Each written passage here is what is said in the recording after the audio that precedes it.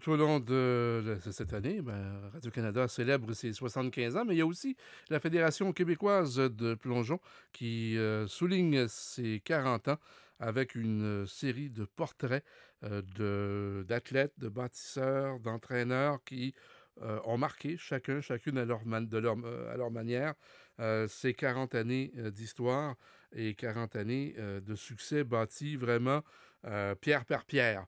Et pour nous parler de l'élu de la semaine, Elisabeth Jack, j'ai avec moi Samuel de La Rochelle de Plongeon Québec. Salut Samuel. Bonjour. Samuel, Elisabeth Jack, c'est quelqu'un qui, après une première présence à Montréal en 1976 sous les couleurs de l'Australie, aime tellement l'endroit qu'elle décide d'y poser ses valises pour de bon. Oui, elle a profité en fait de l'expertise de Don Webb à Pointe-Claire pour se perfectionner et faire sa place sur l'équipe australienne qui est venue à Montréal en 76. Puis par la suite, à l'époque à Pointe-Claire, plusieurs des plongeurs seniors comme Beverly Boys étaient également responsables d'un programme Learn to Dive, donc l'initiation en plongeon des tout petits.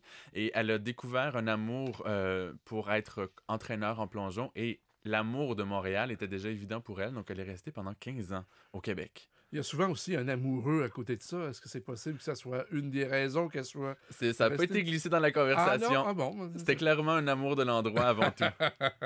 Euh, Elle devient rapidement associée au club de Pointe-Claire en Oui, plongeon. parce que à l'époque, Don Webb et ses plongeurs seniors sont allés en Australie parce que dans ces années-là, les autres pays pouvaient participer aux championnats nationaux. Donc, il y a quelques plongeurs canadiens qui sont allés en Australie pour une compétition simili internationale. Et à ce moment-là, ils rencontrent Elizabeth Jack, qui, elle, vient de Tasmanie, où il n'y a pas d'entraîneur, où il y a une piscine extérieure ouverte seulement en été. Et il l'invite à venir s'entraîner avec lui à Pointe-Claire.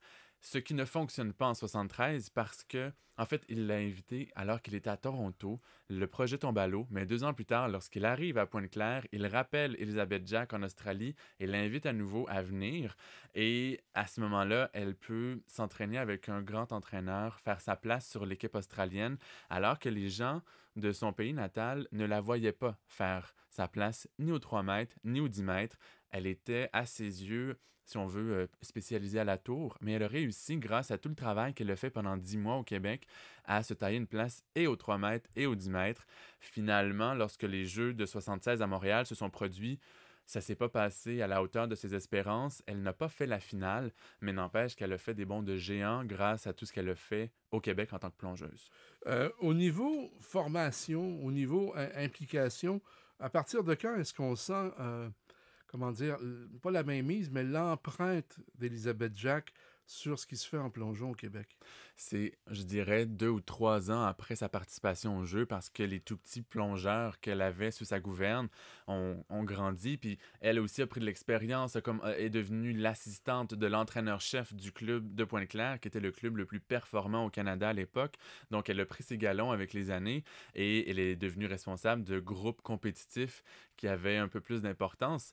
Et elle disait qu'elle avait un talent ou que les circonstances faisaient en sorte qu'elle se retrouvait avec les petits plongeurs qui posaient problème ou que les autres entraîneurs n'étaient pas capables de faire avancer et elle se retrouvait avec un David Bedard, qui est le seul plongeur canadien jusqu'à maintenant à avoir participé à 4 Jeux olympiques. Donc, son empreinte, justement, a commencé à se faire sentir à ce moment-là parce qu'elle a été capable de faire débloquer le talent de David, qui avait pas du tout de discipline et qui, lorsqu'on s'est parlé, lui et moi, pour son portrait, il y a déjà plusieurs mois, me disait que c'était très difficile d'être son entraîneur, mais qu'elle a réussi à le laisser être lui-même tout en lui montrant la technique du plongeon. Donc, elle avait trouvé la touche parfaite pour le faire avancer.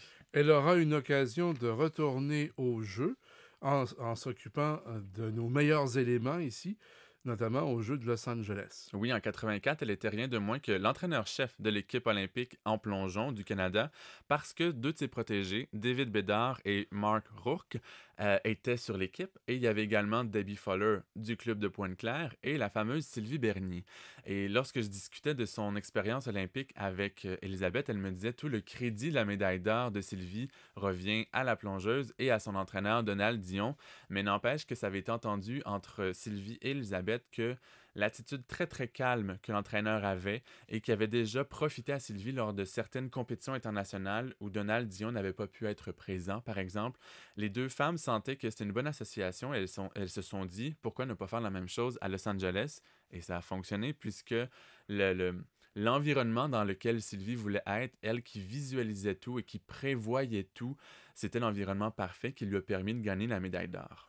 Quand on est une personne, un individu qui a du mal à poser ses valises ou qui a du mal à rester en place, on n'est pas souvent longtemps au même endroit. Et Madame Jack, à un moment donné, a décidé de rentrer à la maison, de retourner chez elle. Oui, je serais pas prêt à dire qu'elle a de la difficulté à rester en place puisqu'elle a fait un bon 15 ans au Québec, Ouais. mais à un moment donné, elle a senti que la famille qui était restée en Tasmanie, elle devait retourner les voir, retourner vivre avec eux, ce qui fait que après environ 14 ans à être entraîneur à Pointe-Claire et 15 ans et demi à y être parce qu'elle était plongeuse avant, elle est retournée en Australie et 10 ans plus tard, en l'an 2000, lorsque les fameux Jeux olympiques de Sydney se sont tenus en Australie, c'était elle, la dame en chef de toutes les épreuves de plongeon, qui veillait à ce que tout se passe de la bonne façon. Donc, elle a connu à peu près toutes les facettes du plongeon. Aujourd'hui, qu'est-ce qu'elle fait, cette dame? Aujourd'hui, elle a un titre très très très long. Elle est sous-secrétaire de la culture, du loisir et du sport en Tasmanie, ce qui fait qu'elle gère autant les arts, l'industrie du cinéma, le musée de la Tasmanie, l'Institut des sports, les médias et les communications. Donc une dame très très très occupée qui veille à supporter la structure là-bas. Donc, finalement, on a eu, depuis le début et encore aujourd'hui, une fille qui n'a jamais eu peur de plonger et de se mouiller, quoi. Oh, et on a toujours de... C'est fascinant de voir à quel point les gens qui ont évolué dans le plongeon sont de grands passionnés, de grands personnages pour se rendre là où elle est aujourd'hui. Elle avait une étincelle particulière, puis c'est très agréable de la rencontrer puis de savoir qu'elle a fait partie de notre communauté. Elle a réagi comment quand vous lui avez fait part qu'elle faisait partie des 40 personnalités de l'histoire de la Fédération Un québécoise? peu surprise, très contente, très fière.